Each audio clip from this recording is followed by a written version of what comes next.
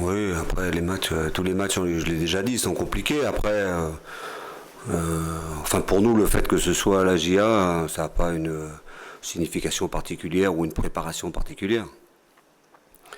Vous savez, dans la dynamique dans laquelle on se trouve, il faut qu'on prenne des points, il faut qu'on gagne des matchs. Donc voilà, on a préparé celui-là avec rien de particulier par rapport au fait que c'est un grand nom du foot français. C'est une bonne ou une mauvaise nouvelle que ce soit refait la surprise lundi soir à domicile, qu'ils se sont remis un peu dans le bon wagon? Moi, je pense que c'est une bonne nouvelle. Oui, mais ils étaient un petit peu dans notre situation. Ils étaient en déficit de points et ils recherchaient cette victoire à tout prix pour pouvoir enfin, basculer du bon côté ou en tout cas enclencher une dynamique. Alors après, c'est à nous. Eux, ils l'ont fait. Donc nous, il faut qu'on le fasse samedi. Donc eux doivent sûrement se trouver dans une situation de confiance supérieure par rapport à avant le match qu'ils ont joué contre 3. Maintenant, nous, il faut qu'on s'occupe que de nous et qu'on mette tout ce qu'il faut pour pouvoir gagner ce match. Alors, ils ont joué qu'une seule fois à l'extérieur, je crois, et justement, ils ont gagné. Mmh. Forcément, ce sera une équipe dangereuse, de bateau, ce que je veux dire. Bah, c'est une équipe qui est bien organisée, comme toutes les équipes de Jean-Marc. C'est une équipe qui a quelques individualités qui peuvent faire la différence. Donc c'est une équipe qui a des atouts. Après, j'ai écouté Jean-Marc avant son match contre 3. Ils ont eu des difficultés dans leur préparation. Ils ont eu donc voilà. Donc d'après lui, sur ce que j'ai vu moi d'Auxerre, on va dire que leur collectif est pas encore rodé. Mais ça reste une équipe, une des valeurs sûres de la Ligue 2. On connaît aussi la philosophie de Jean-Marc Furlan, donc c'est une équipe qui va avoir des arguments à faire valoir, c'est sûr. Après, quelle option ils vont choisir contre nous, voilà, c'est la seule inconnue. Ils vont jouer, ils vont venir nous chercher, ils vont nous attendre. Bon voilà, après, dans l'animation de cette équipe, ils vont rester fidèles à ce qu'ils font et à ce qu'ils savent faire. C'est-à-dire un 4-2-3-1 ou un 4-4-2, voilà, ça va dépendre un petit peu, mais sur le plan défensif, on va avoir un bloc assez compact. À mon avis, je vais pas dire bas parce que c'est pas trop dans la philosophie de Jean-Marc, mais un bloc médian qui va nous attendre, qui va essayer de nous poser des problèmes sur des situations de contre. Alors, si on parle un peu du TFC, Hum. justement, défensivement, bon, il y a eu ce but pris sur le corner direct. Ouais. Sinon, est-ce que vous avez encore observé une progression justement là, Bah oui, ah oui, oui, on doit encore progresser partout. Si on prend les 2 derniers matchs, je trouve que le match de Sochaux avait été vraiment très très bon. Dans l'état d'esprit, dans la volonté d'aller gagner le match, on a proposé beaucoup de choses, on a été costaud aussi défensivement, même si cette équipe de Sochaux ne nous a pas proposé grand-chose sur le plan offensif. Il faudra au moins qu'on soit comme ça contre Auxerre, en sachant qu'Auxerre nous proposera sur le plan offensif sûrement autre chose que Sochaux. Mais après, bon, vous avez évoqué encore, on prend un but sur corner. Je ne veux pas dire qu'il est évitable, on ne doit jamais le prendre. Voilà, bon, ça c'est une chose, mais dans l'utilisation du ballon, on doit faire beaucoup mieux, on a encore trop de déchets techniques. Et puis après, dans toute notre animation offensive, notamment dans la relation entre les lignes, défense, milieu, attaque, on doit faire plus et beaucoup mieux que ce qu'on fait. Bon, malgré ça, on se crée pas mal de situations, mais on doit être aussi plus efficace devant. Donc, des axes de progression, il y en a tout le temps. Il y en a tout le temps. Maintenant, il faut qu'on soit dans cet état d'esprit-là. Il faut rajouter à ce qu'on vient de faire sur ces 2 matchs, parce qu'il y a beaucoup de bonnes choses dans ces 2 matchs, sur lesquels on n'a pas été récompensé contre Sochaux. Clermont, personnellement, j'ai été déçu parce que je pense qu'on aurait dû gagner ce match. Compte tenu de la façon dont les choses se sont passées, compte tenu d'une supériorité numérique en seconde mi-temps, c'est un match qu'on aurait pu gagner. Donc il y avait de la déception, mais sur le match qui vient, il faut maintenant qu'on se mette aussi dans l'état d'esprit d'aller chercher les choses. Mais il faudra qu'on soit aussi performant, en tout cas, qu'on a pu l'être dans le match de Sochaux. Voilà. Alors, un mot sur le huis clos. Est-ce que c'est une préparation particulière pour vous et vos joueurs? Est-ce que déjà vous en avez déjà dirigé des matchs à huis clos ou joué peut-être?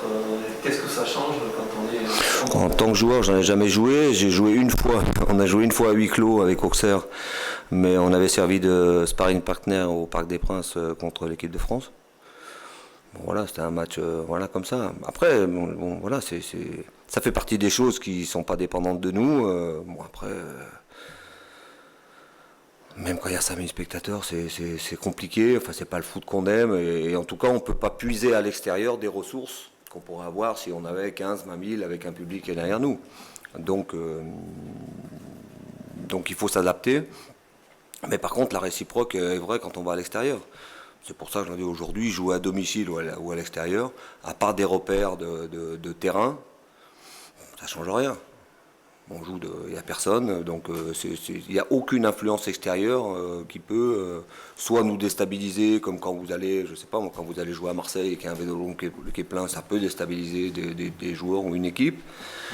Ou soit quand vous êtes chez vous et que votre stade est plein avec des supporters qui vous poussent, bah, ça peut aussi vous permettre de mieux gérer les temps faibles que vous avez dans un match et puis aussi vous galvaniser, vous pousser dans les moments forts. Bon, on sait que ça aujourd'hui ça n'existe plus. Déjà, c'est déjà une grande frustration pour les gens qui veulent venir au stade. Et puis pour nous, voilà, depuis qu'on a commencé, on est habitué, ça va pas changer grand-chose. En tout cas, il y a pas de je ne sais pas si on peut faire une préparation pour jouer à huis clos. Moi, je pense pas. On n'a au moins pas à se préoccuper de l'environnement. On a juste à se concentrer sur le jeu, sur le terrain, sur ce qu'on doit faire à ce moment-là. Vous disiez qu'il n'y avait pas une préparation particulière parce que c'était Auxerre. En revanche, vous disiez vous-même, c'est vous qui l'avez évoqué, pour vous, ça fait par exemple quelque chose d'affronter un de vos anciens clubs. J'ai pas entendu la fin. Est-ce que ça fait quelque chose pour vous? C'était un sentiment particulier d'affronter un ancien club? Ça fait longtemps que j'ai joué là-bas. Et puis la GIA dans laquelle j'ai évolué ressemble plus tout à fait. Enfin, la GIA d'aujourd'hui ressemble pas plus tout à fait à la GIA que j'ai connue. Après, je connais des gens aujourd'hui à Auxerre que je vais retrouver avec plaisir. Je pense à Jean-Marc et tout, mais les figures emblématiques du club, elles sont plus là-bas. Même si, par exemple, quand on dit AG Auxerre, on pense à Guéroux. Donc c'est quelqu'un que j'ai assez régulièrement au téléphone. Donc c'est, on va dire, le lien qui me reste avec. J'ai quelques journalistes aussi, dont un qui était un joueur avec qui j'ai joué, qui commente les matchs à la radio. Donc voilà, mon seul lien avec la GIA d'aujourd'hui, c'est celui-là. Donc si la question c'est est-ce qu'il va y avoir un côté émotionnel par rapport à ça, non. Je pense que quand on ira à Caen, ça sera un peu différent, mais parce que c'est tout frais, et puis le club, voilà, je connais tous les gens qu'il y a là-bas. Mais non, après, n'empêche que c'est un club où j'ai débuté véritablement ma carrière en Ligue 1. C'est un club qui m'est cher. Et voilà, ça fait un moment qu'ils sont en Ligue 2, qu'ils cherchent aussi à remonter. Donc voilà, ça montre que c'est pas facile. Être ou avoir été un grand nom du foot, ça suffit pas. Puis après, avec la conjoncture actuelle dans le foot fait que je ne veux pas dire que les clubs perdent leur identité, mais c'est pas la même chose que quand j'y jouais. Aujourd'hui, Auxerre est sous pavillon chinois, si je ne me trompe pas. Donc voilà, avec une personne qui a fait beaucoup de bien pour le club. Mais voilà, aujourd'hui, c'est un autre club avec une autre qui essaye d'écrire une autre page d'histoire avec les valeurs d'aujourd'hui. Bonjour. Bonjour. Est-ce que vous avez déjà connu une période sans victoire aussi longue dans votre carrière ou pas? Mais moi, à toutes les conférences de presse, il y a cette question-là. Moi, je ne m'inscris pas dans cette période sans victoire. Moi, mon aventure avec le TFC, elle débute à la 4 journées. Mais est-ce que vous l'avez déjà vécu, par exemple, avec Caen, peut-être une victoire on a connu des périodes où on a perdu beaucoup de matchs de suite, mais pas autant que ça. Pas autant que ça. Donc, mais c'est pas quelque chose qui me marque. Après, dans ces cas-là, il faut déjà prendre beaucoup de recul par rapport à ça et amener beaucoup de sérénité autour des joueurs et de l'équipe. C'est ça la clé. Et puis après, surtout, il faut mettre en place des choses pour que les choses changent.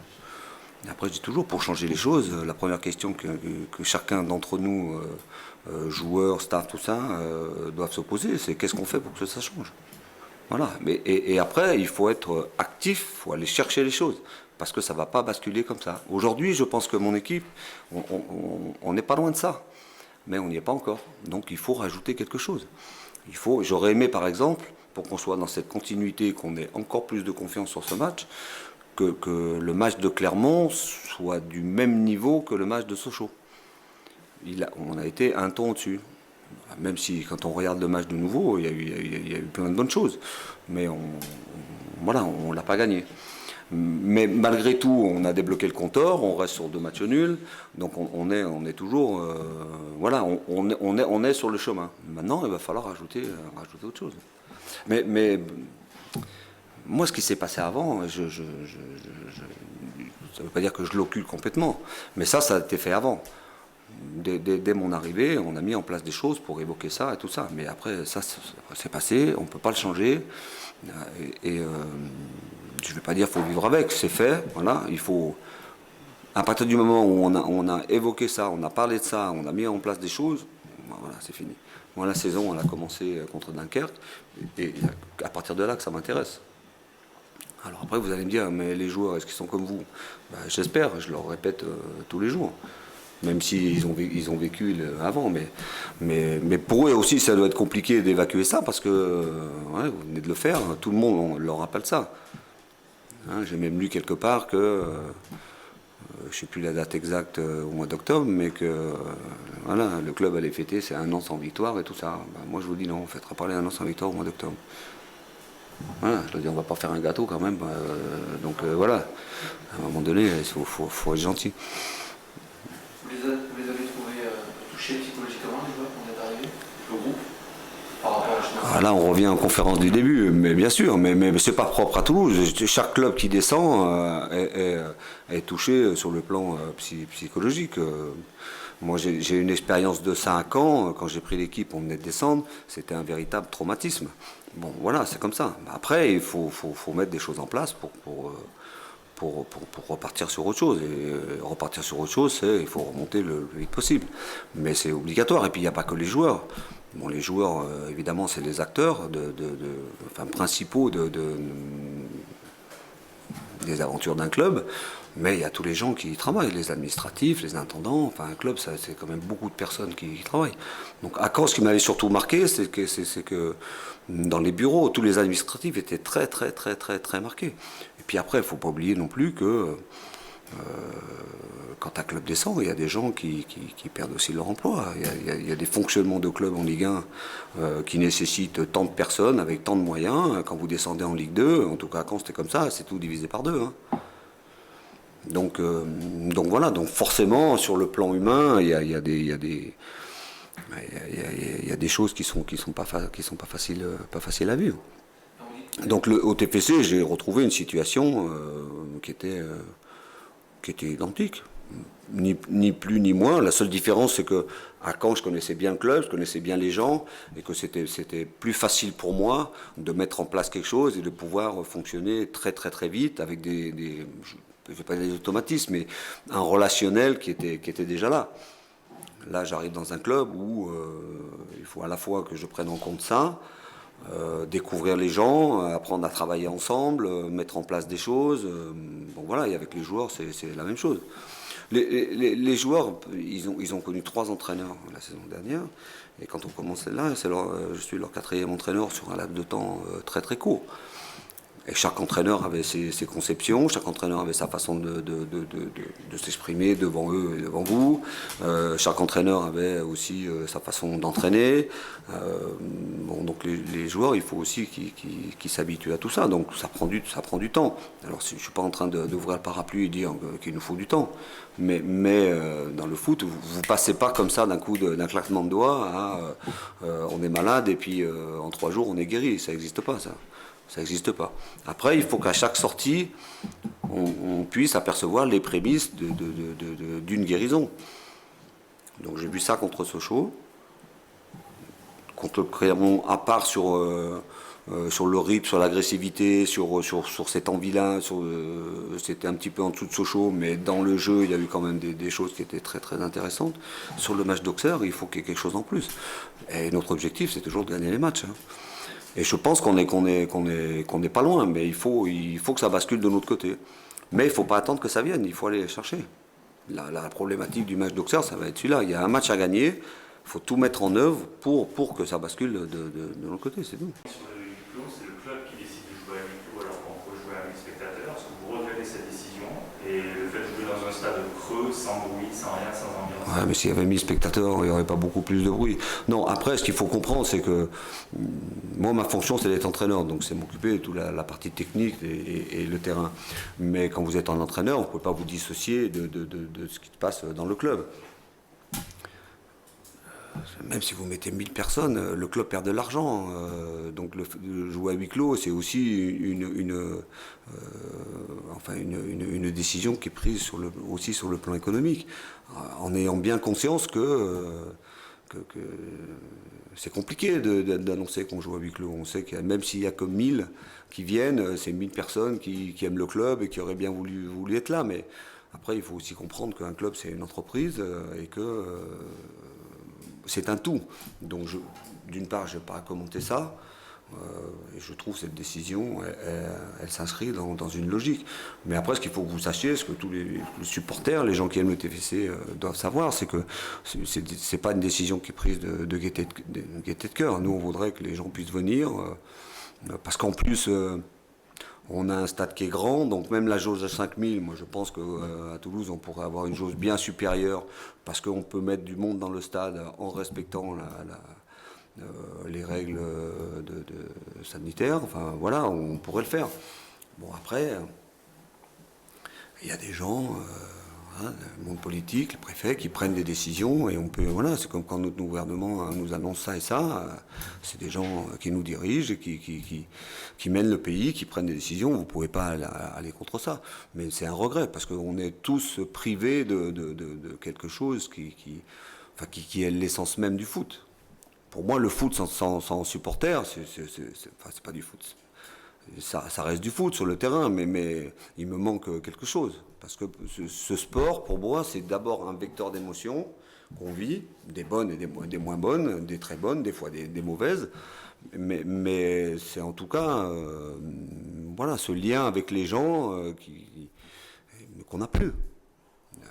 Voilà. Mais nous, dans notre quotidien, c'est la même chose. Hein. Aujourd'hui, vous êtes entraîneur, les joueurs vont passer les tests, vous avez une équipe en tête et tout, et vous ne savez pas, peut-être qu'avec le résultat des tests, il vous manque 3 joueurs. Donc vous êtes toujours obligé de vous adapter à ça. On a vécu le dernier match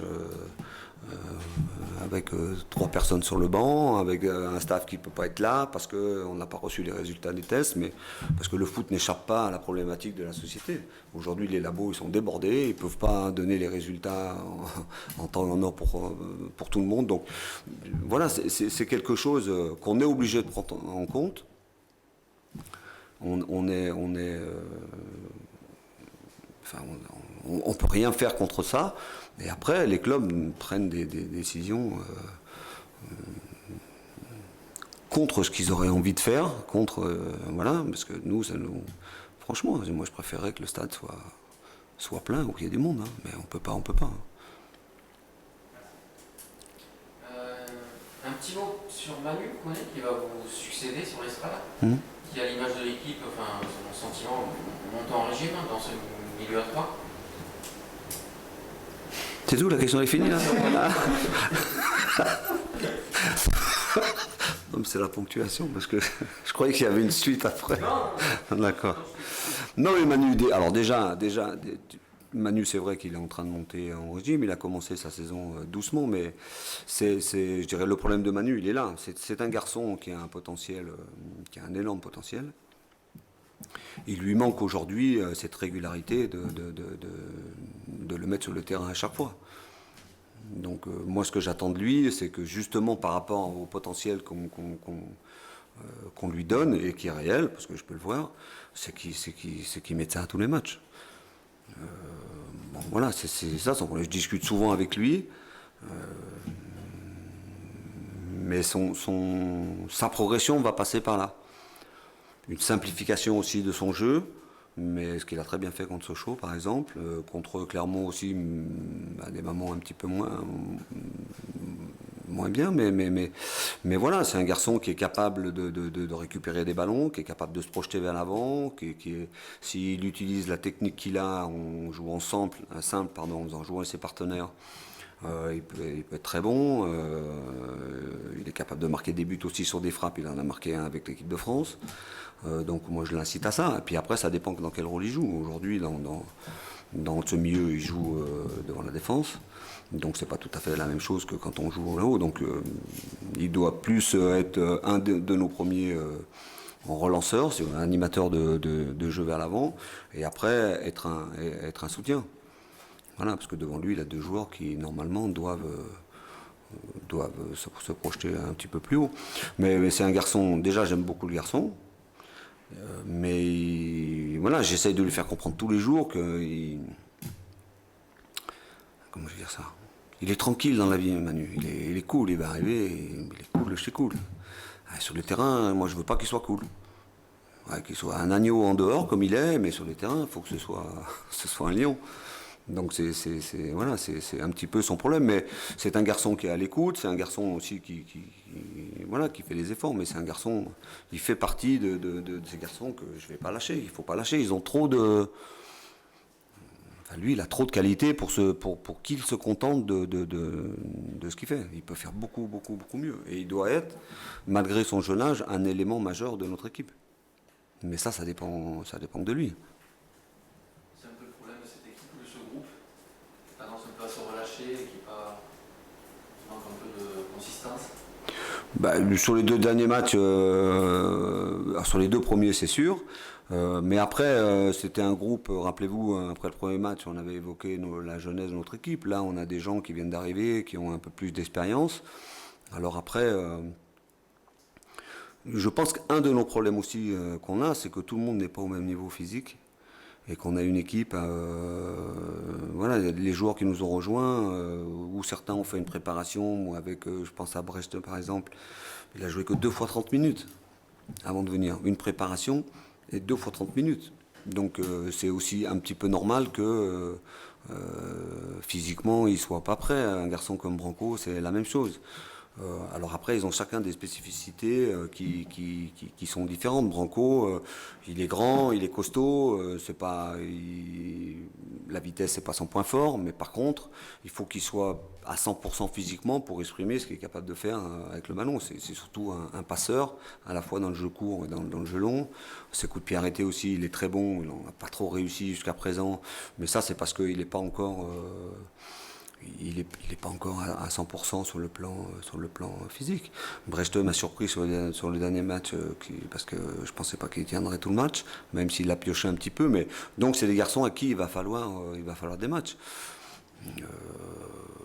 Mais pendant ce temps-là, il y a des matchs qui se jouent. Donc il faut compenser ça par une attitude collective et puis par un mental supérieur parce que on va pas attendre.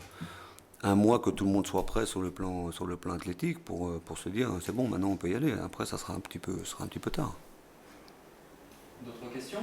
Oui, toujours au niveau des jeunes, Aminadi s'est fait expulser la semaine dernière. Est-ce que vous avez échangé avec lui justement pour ne pas perdre de ces jeunes du groupe dont vous nous parlez, comme Manu Collet, qu'il faut toujours être avec lui? Est-ce que Aminadi, vous avez échangé justement pour éviter que... Oui, mais tous les jours j'échange avec lui. Alors déjà par rapport à son jeu, on travaille certaines choses de son jeu. Après, c'est un garçon, c'est un de nos seuls garçons dans l'effectif qui est capable de prendre le ballon, de casser les lignes, balle au pied, tout ça. Après, moi je travaille surtout avec lui sur l'utilisation de son pied gauche, parce qu'il a un pied gauche pour moi qui est fantastique, mais il a trop de déchets sur ce pied gauche, sur les coups de pied arrêtés, des fois les passes, à quel moment il fait les passes. Bon voilà. Après sur l'expulsion, bon, je trouve qu'elle est sévère, mais après quand je la revois, ça correspond à ce que les arbitres appellent un geste non maîtrisé, mais il y a pas, c'est vrai, mais il n'y a pas une intention de faire mal, il joue le ballon, Bon voilà, donc après, je suis déjà content qu'il ait pris qu'un match, plus un avec sursis, que ça veut dire qu'on va pouvoir le retrouver la semaine prochaine. Parce que sinon, s'il avait pris 2 matchs, il ne pouvait pas jouer avant la trêve internationale. Donc voilà. Mais oui, donc déjà, il reste avec nous, il reste avec le groupe, et puis voilà, c'est pas une catastrophe non plus. Mais c'est évidemment quelqu'un qu'on va encadrer, et ça fait aussi partie de sa formation.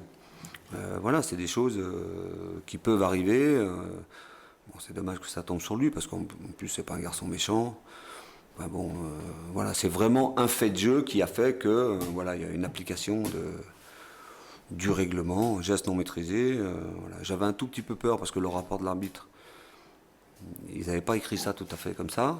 Donc là, voilà, mais bon, d'une part, il s'est bien défendu, l'avocat du club l'a bien défendu, et puis après, je pense que les gens qui ont vu les images se sont bien rendus compte qu'il n'y avait pas d'intention de faire mal. Mais en tous les cas, ça nous prouve d'un joueur qui est capable de faire la différence. Mais bon, c'est comme ça. C'est bon pour vous?